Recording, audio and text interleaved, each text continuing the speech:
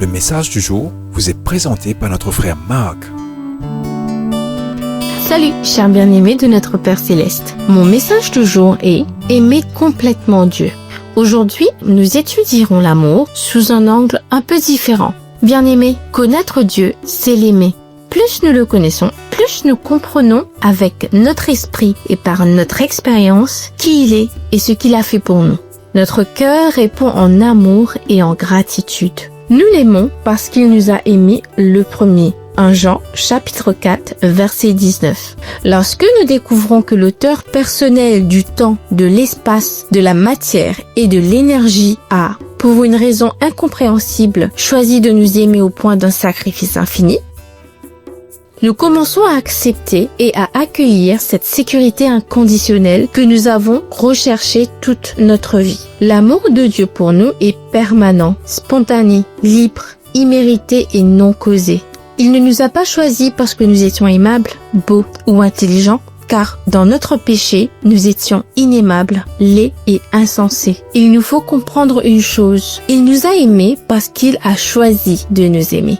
Par conséquent, chers amis, à mesure que nous élargissons notre vision de l'acceptation et de la sécurité en Christ, qu'il nous a aimés et s'est donné pour nous, nous commençons à réaliser que Dieu n'est pas l'ennemi de notre joie, mais bien la source de cette joie.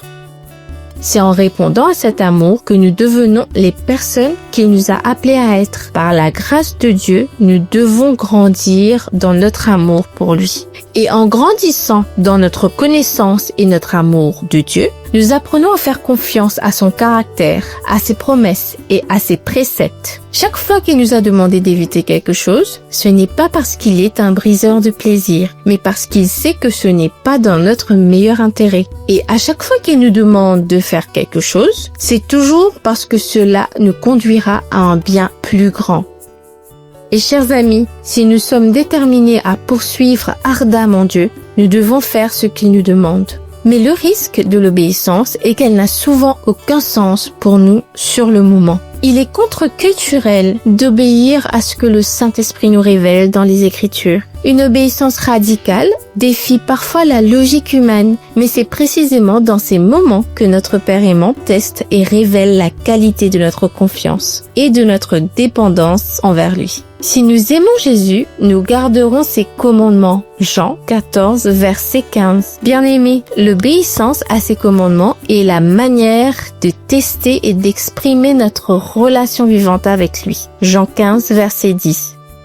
Notre grande tâche dans la vie spirituelle est de vouloir faire sa volonté, d'aimer ce qu'il aime et de choisir les choses qu'il met devant nous pour notre bien.